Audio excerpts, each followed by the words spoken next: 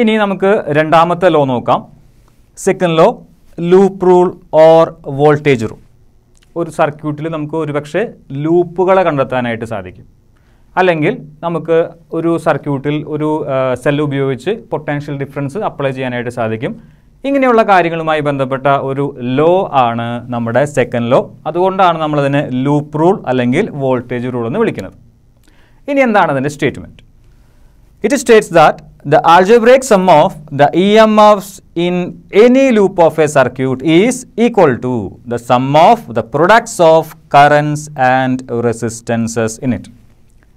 പെട്ടെന്ന് വായിച്ചു നോക്കുമ്പോൾ നമുക്കൊരു പക്ഷേ ചെറിയ കൺഫ്യൂഷനൊക്കെ വരുമെങ്കിലും ഒരു എക്സാമ്പിൾ എടുത്ത് നമ്മളത് ചെയ്തു നോക്കുമ്പോൾ ഒരു പക്ഷേ നമുക്ക് കുറച്ചും കൂടി അത് എളുപ്പമായിരിക്കും. ഞാൻ അതിൻ്റെ സ്റ്റേറ്റ്മെൻറ്റ് ഒന്നും കൂടി വായിക്കാം.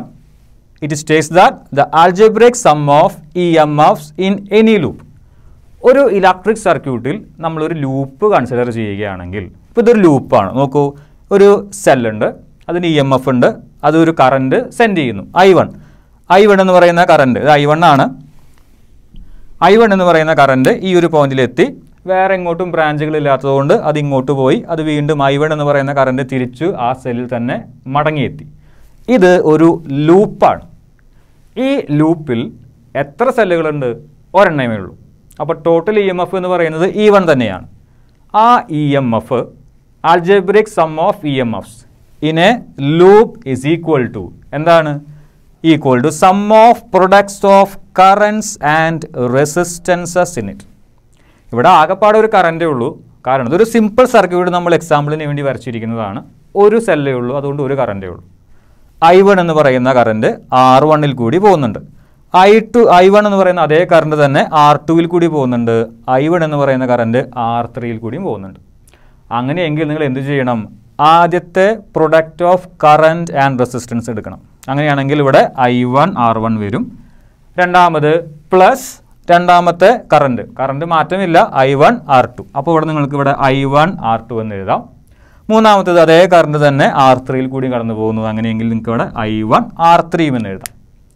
Total EMF in a closed loop is equal to E1 is equal to sum of products of current and resistances. ഇവിടെ എത്ര പ്രൊഡക്റ്റുകളുണ്ട്? കറണ്ടിൻ്റെയും റെസിസ്റ്റൻസിൻ്റെയും എത്ര പ്രൊഡക്റ്റുകളുണ്ട്? 3 എണ്ണം ഉണ്ട്. I1 R1 ഉണ്ട്, I2 R2 ഉണ്ട്, I2 R2 അല്ല, I1 R2 ഉണ്ട്, I1 R3 ഉണ്ട്. ഇവിടെ 3 പ്രൊഡക്റ്റുകളുണ്ട്. കറണ്ടിൻ്റെയും റെസിസ്റ്റൻസിൻ്റെയും 3 പ്രൊഡക്റ്റുകളുണ്ട്. ആദ്യത്തെ I1 R1, രണ്ടാമത്തേത് I1 R2, മൂന്നാമത്തേത് I1 R3. ഈ 3 പ്രൊഡക്റ്റുകൾ നമ്മൾ എന്ത് ചെയ്യണം? ആഡ് ചെയ്യണം. ആഡ് ചെയ്താൽ കിട്ടാൻ പോകുന്നത് എന്താണ്? ആ ഒരു ക്ലോസ്ഡ് ലൂപ്പിലത്തെ ടോട്ടൽ EMF ആണ്.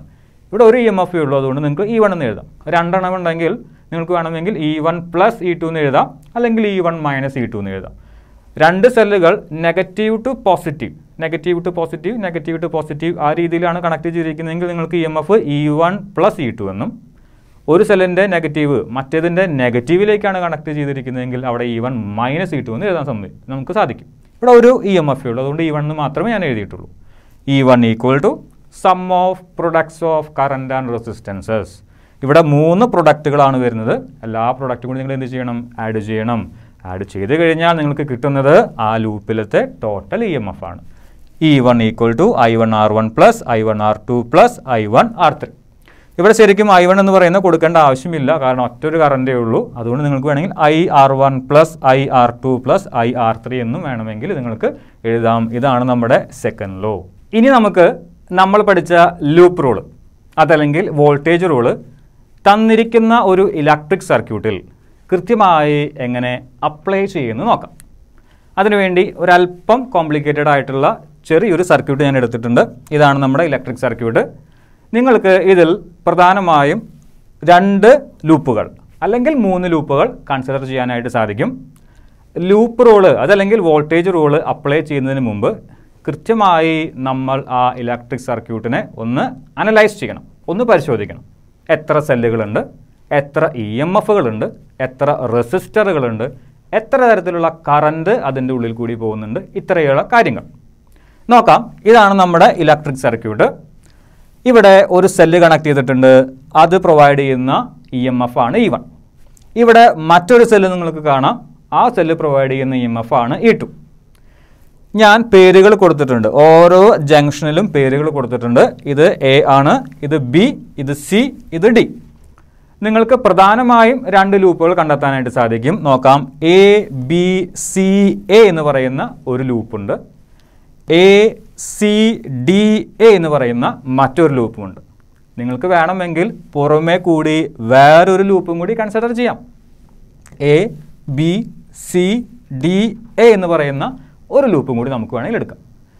ഈ ഒരു ഭാഗം എക്സ്പ്ലെയിൻ ചെയ്യുന്നതിനായി ഞാൻ 2 ലൂപ്പുകൾ എടുക്കുന്നുള്ളൂ. ആദ്യത്തെ ഒരു ട്രയാങ്കിൾ ഷേപ്പുള്ള ലൂപ്പും രണ്ടാമത്തെ അതിൻ്റെ ഇൻവേർട്ടഡ് ഷേപ്പിലുള്ള മറ്റൊരു ലൂപ്പും. അതായത് ലൂപ്പ് ABCAയും രണ്ടാമത്തെ ലൂപ്പായിട്ട് ഞാൻ ACDA എന്നതാണ് എടുക്കുന്നത്. ഇനി തന്നിരിക്കുന്ന ലൂപ്പുകളിൽ നമുക്ക് എങ്ങനെ കിർച്ചോഫിൻ്റെ ലൂപ്പ് റൂൾ അതുമല്ലെങ്കിൽ വോൾട്ടേജ് റൂള് എങ്ങനെ അപ്ലൈ ചെയ്യാമെന്ന് നോക്കാം. നേരത്തെ പറഞ്ഞതുപോലെ നമുക്ക് ആ സർക്യൂട്ട് ഒന്ന് അനലൈസ് ചെയ്യുന്നുണ്ട്. നോക്കാം. ഇത് ആദ്യത്തെ സെല്ലാണ്. അവൻ പ്രൊവൈഡ് ചെയ്യുന്ന EMF ആണ് E1. അതേ സെൽ സെൻഡ് ചെയ്യുന്ന കറൻ്റാണ് I1. 5 റെസിസ്റ്ററുകൾ കണക്ട് ചെയ്തിട്ടുണ്ട്. R1, R2, R3, R4 and R5. ഇതിൽ I1 എന്ന് പറയുന്ന കറണ്ട് ആദ്യത്തെ സെല്ല് പ്രൊവൈഡ് ചെയ്യുന്നതാണ്. അത് എവേ ഫ്രം പോസിറ്റീവാണ്. I1 എന്ന് പറയുന്ന കറണ്ട് R1ൽ കൂടി സഞ്ചരിച്ച് A എന്ന് പറയുന്ന പോയിന്റിൽ എത്തുന്നു. രണ്ടാമത്തെ സെല്ലിൻ്റെ EMF E2 ആണ്. അവൻ പ്രൊവൈഡ് ചെയ്യുന്ന കറണ്ടാണ് I2. I2 എന്ന് പറയുന്ന കറണ്ടും സഞ്ചരിച്ച് A എന്ന് പറയുന്ന പോയിന്റിൽ എത്തുന്നു. 2 കറണ്ടുകൾ A എന്ന് പറയുന്ന പോയിന്റിൽ എത്തുന്നുണ്ട്, I1ഉം I2. 2 കറണ്ടുകളും A എന്ന് പറയുന്ന പോയിന്റിൽ വന്നതിന് ശേഷം 2 കറണ്ടുകളും കമ്പൈൻ ചെയ്ത് I1 പ്ലസ് I2 ആയതിനു ശേഷം R4 എന്ന് പറയുന്ന റെസിസ്റ്റർ കൂടി സഞ്ചരിച്ച് D എന്ന് പറയുന്ന പോയിന്റിൽ എത്തുന്നു. D എന്ന് പറയുന്ന പോയിന്റിൽ നിന്ന് മറ്റുള്ള ബ്രാഞ്ചുകൾ ഒന്നും തന്നെ ഇല്ലാത്തതുകൊണ്ട് അതേ കറണ്ട് തന്നെ I1 പ്ലസ് I2 എന്ന് പറയുന്ന അതേ കറണ്ട് തന്നെ നമ്മുടെ 5ാമത്തെ റെസിസ്റ്ററിൽ കൂടി സഞ്ചരിച്ച് C എന്ന് പറയുന്ന പോയിന്റിൽ എത്തി നിൽക്കുന്നുണ്ട്. പക്ഷേ സിയിൽ നിന്ന് 2 ബ്രാഞ്ചുകളുണ്ട്. I1 പ്ലസ് I2 എന്ന് പറയുന്ന കറണ്ട് സിയിൽ എത്തിക്കഴിഞ്ഞു. അവിടെ നിന്ന് ആ കറണ്ട് സ്പ്ലിറ്റ് ചെയ്തു പോകും. എങ്ങനെ പോകും? E2ൽ നിന്ന് പുറത്തേക്ക് പോയ കറണ്ട് I2 ആണ്. അതേ കറണ്ട് തന്നെ E2ലേക്ക് മടങ്ങിയെത്തണം. I1 പ്ലസ് I2 എന്ന് പറയുന്ന കറണ്ട് സിയിൽ വന്ന് നിൽക്കുന്നുണ്ട്. I1 പ്ലസ് I2 എന്ന് പറയുന്ന കറണ്ടിൽ I2 എന്ന് പറയുന്ന കറണ്ട് തിരിച്ച് R3യിൽ കൂടി E2 എന്ന് പറയുന്ന സെല്ലിലേക്ക് തിരിച്ചെത്തും. ബാക്കി വരുന്ന I1 എന്ന് പറയുന്ന കറണ്ട് R2യിൽ കൂടി സഞ്ചരിച്ച് E1 എന്ന് പറയുന്ന EMFലേക്ക് E1 EMF ഉള്ള സെല്ലിലേക്ക് തിരിച്ചെത്തും. ഇത്രയുമാണ് നമുക്ക് ഈ സർക്യൂട്ടിനെ കുറിച്ച് പറയാനുള്ളത്. ഇനി നമ്മൾ ലൂപ്പുകൾ കൺസിഡർ ചെയ്യണം. നിങ്ങൾക്ക് ഇഷ്ടമുള്ള ഡയറക്ഷൻ എടുക്കാം. ക്ലോക്ക് വൈസ് ഡയറക്ഷനോ ആൻറ്റി ക്ലോക്ക് വൈസ് ഡയറക്ഷനോ ഇഷ്ടമുള്ള ഡയറക്ഷൻ എടുക്കാം. പക്ഷേ ഒരു കാര്യം ശ്രദ്ധിച്ചു കഴിഞ്ഞാൽ നമ്മൾ ലൂപ്പ് അപ്ലൈ ചെയ്യുമ്പോൾ നമുക്ക് കുറച്ചും കൂടി എളുപ്പത്തിൽ അപ്ലൈ ചെയ്യാൻ പറ്റും. എന്താണ് നമ്മൾ ശ്രദ്ധിക്കേണ്ട കാര്യം നോക്കാം. നമ്മളെടുക്കുന്ന ഡയറക്ഷനിൽ തന്നെയാണ് കറണ്ട് പോകുന്നതെങ്കിൽ നമുക്ക് അത് കുറച്ചും കൂടി എളുപ്പമായിരിക്കും. ഈ ഒരു ലൂപ്പ് എടുക്കാം. ACBA എന്ന് പറയുന്ന ലൂപ്പ് എടുത്തു കഴിഞ്ഞാൽ ഞാനിവിടെ ആൻറ്റി ക്ലോക്ക് വൈസ് ഡയറക്ഷനാണ് എടുക്കാൻ ഉദ്ദേശിക്കുന്നത്. അതിന് കാരണമുണ്ട്. ഈ ഒരു ലൂപ്പിൽ 3 ബ്രാഞ്ചുകളുള്ളത്. AC എന്ന് പറയുന്ന ബ്രാഞ്ച് ഉണ്ട്, CB എന്ന് പറയുന്ന ബ്രാഞ്ച് ഉണ്ട്, BA എന്ന് പറയുന്ന ബ്രാഞ്ചുമുണ്ട്. ഇതിൽ BA എന്ന് പറയുന്ന ബ്രാഞ്ചിൽ കൂടി പോകുന്ന കറണ്ട് നമ്മളെടുക്കുന്ന അതേ ഡയറക്ഷനാണ്. ആൻറ്റി ക്ലോക്ക് വൈസ് ഡയറക്ഷൻ എടുക്കുമ്പോൾ BA എന്ന് പറയുന്ന ബ്രാഞ്ചിൽ കൂടി പോകുന്ന കറണ്ട് നമ്മളെടുക്കുന്ന ഡയറക്ഷൻ തന്നെയാണ്. AC എന്ന് പറയുന്ന ബ്രാഞ്ചിൽ കൂടി പോകുന്ന കറണ്ട് നമ്മളെടുക്കുന്ന ഡയറക്ഷന് ഓപ്പോസിറ്റാണ്. അത് നമുക്കവിടെ മാറ്റിവെക്കാം.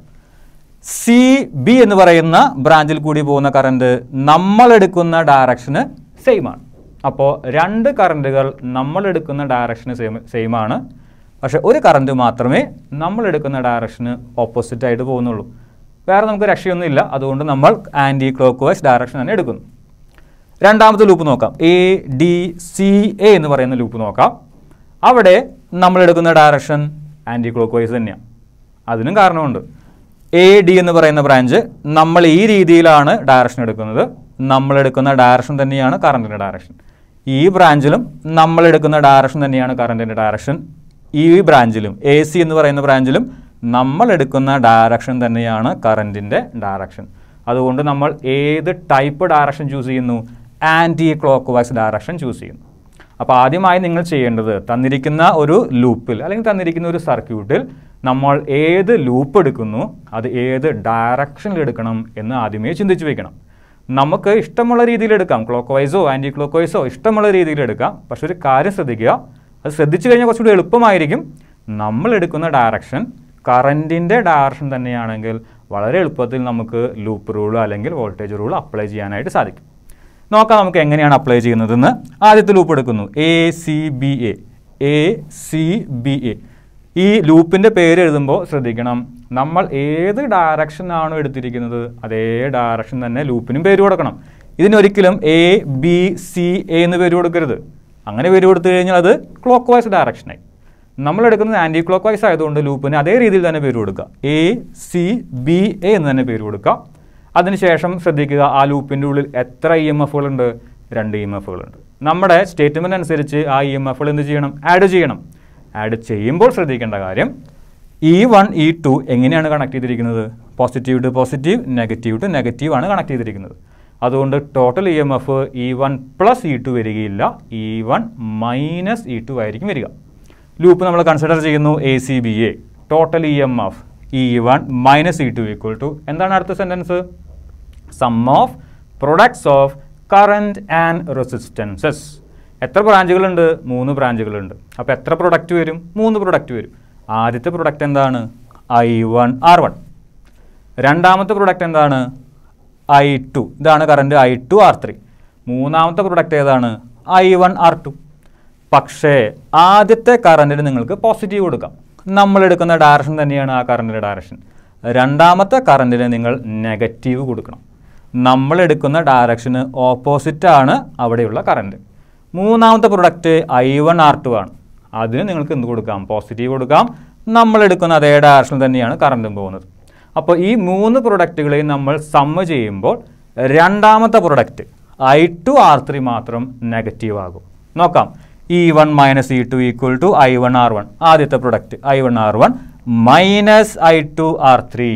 അതായത് രണ്ടാമത്തെ കറൻറ്റ് നമ്മളെടുക്കുന്ന ഡയറക്ഷന് ഓപ്പോസിറ്റ് ആയിട്ടാണ് ഫ്ലോ ചെയ്യുന്നത്. അതുകൊണ്ട് നമ്മൾ അതിനെ നെഗറ്റീവ് കൊടുത്തു, I2 R3 plus I1 R2. E1 minus E2 equal to I1 R1 minus I2 R3 plus I1 R2. ഇനി ഇതിൽ I1 R1 I1 R2 ഉണ്ട്. ആദ്യത്തെ ടേമിലും മൂന്നാമത്തെ ടേമിലും I1 കോമൺ ആണ്. നിങ്ങൾക്ക് വേണമെങ്കിൽ അതിനെ പുറത്തേക്ക് എടുക്കാം. I1 into R1 plus R2 minus I2 R3. E1 minus E2 equal to I1 into R1 plus R2 minus I2 R3. ഇതാണ് നമ്മൾ ആദ്യത്തെ ലൂപ്പ് കൺസിഡർ ചെയ്ത് അതിൽ നമ്മൾ ലൂപ്പ് റൂള് അല്ലെങ്കിൽ വോൾട്ടേജ് റൂൾ അപ്ലൈ ചെയ്ത് കഴിഞ്ഞാൽ കിട്ടുന്ന ഇക്വേഷൻ. ഇനി രണ്ടാമത്തെ ലൂപ്പ് എടുക്കാം. Loop ADCA. നമ്മൾ എടുത്തിരിക്കുന്നത് ആൻറ്റി ക്ലോക്ക് വൈസ് ഡയറക്ഷനാണ്. അതുകൊണ്ട് ലൂപ്പിന് അങ്ങനെ തന്നെ പേര് കൊടുക്കണം, ADCA. ആദ്യത്തെ ബ്രാഞ്ച് നോക്കാം. ഇവിടെ ഒരു സെല്ലേ ഉള്ളൂ. ഈ ഒരു ലൂപ്പിൽ ഒരു സെല്ലേ ഉള്ളൂ. അതുകൊണ്ട് നമ്മൾ E2 എന്ന് മാത്രം കൊടുക്കുന്നു. ഇൻറ്റു ആദ്യത്തെ പ്രൊഡക്റ്റ് 2 കറൻറ്റ് ഉണ്ട്, I1 plus I2 into R4. ആദ്യത്തെ product I1 plus I2 into R4 ആണ്. I1 plus I2 into R4 plus രണ്ടാമത്തെ ബ്രാഞ്ച് അതിൻ്റെ product I1 plus I2 into R5. I1 plus I2 into R5 plus മൂന്നാമത്തെ ബ്രാഞ്ചിലത്തെ മൂന്നാമത്തെ product I2 R3. Loop rule നമ്മുടെ ADCA എന്ന് പറയുന്ന ലൂപ്പിൽ അപ്ലൈ ചെയ്ത് കഴിഞ്ഞാൽ കിട്ടുന്ന ഇക്വേഷനാണ് E2 equal to I1 plus I2 into R4 plus I1 plus I2 into R5 plus I2 R3. നിങ്ങൾക്ക് വേണമെങ്കിൽ ഈ ഒരു ഇക്വേഷൻ ബ്രാക്കറ്റ് ഓപ്പൺ ചെയ്തതിന് ശേഷം ഈ ഒരു ഇക്വേഷൻ എക്സ്പാൻഡ് ചെയ്യാം. അതിനുശേഷം നേരത്തെ ചെയ്തതുപോലെ കോമൺ ടൈം ഉണ്ടെങ്കിൽ നിങ്ങൾക്ക് അതിനെ പുറത്തെടുത്ത് എഴുതുകയും ചെയ്യാം. ഈ രീതിയിലാണ് നമുക്ക് കിർച്ചോഫിൻ്റെ രണ്ടാമത്തെ ലോ അല്ലെങ്കിൽ ലൂപ്പ് റൂൾ അതും അല്ലെങ്കിൽ വോൾട്ടേജ് റൂൾ ഒരു സർക്യൂട്ടിൽ അപ്ലൈ ചെയ്യുന്ന വിധം. ശ്രദ്ധിക്കേണ്ട കാര്യം, ഇഷ്ടമുള്ള ഡയറക്ഷൻ നിങ്ങൾക്ക് എടുക്കാം. ക്ലോക്ക് വൈസോ ആൻറ്റി ക്ലോക്ക് വൈസോ ഇഷ്ടമുള്ള ഡയറക്ഷൻ എടുക്കാം. പക്ഷേ ശ്രദ്ധിക്കണം, നമ്മളെടുക്കുന്ന ഡയറക്ഷൻ തന്നെയാണ് കറൻറ്റിന് ഡയറക്ഷൻ എങ്കിൽ കറൻറ്റിന് പോസിറ്റീവ് കൊടുക്കാം. നമ്മളെടുക്കുന്ന ഡയറക്ഷന് ഓപ്പോസിറ്റ് ആയിട്ടാണ് കറൻറ്റ് പോകുന്നതെങ്കിൽ നിങ്ങൾ ആ കറൻറ്റിന് എന്ത് കൊടുക്കണം? നെഗറ്റീവ് കൊടുക്കണം. അതുപോലെ EMFകൾ എങ്ങനെയാണ് കണക്ട് ചെയ്തിരിക്കുന്നത്, സെല്ലുകൾ എങ്ങനെയാണ് കണക്ട് ചെയ്തിരിക്കുന്നത് എന്നും കൂടി ശ്രദ്ധിക്കുക. Negative to negative or positive to positive ആണെങ്കിൽ E1 മൈനസ് E2 വരും. നെഗറ്റീവ് ടു പോസിറ്റീവ് രീതിയിലാണ് ഒരു സെല്ല് കണക്ട് ചെയ്തിരിക്കുന്നതെങ്കിൽ അവിടെ E1 പ്ലസ് E2 വരും.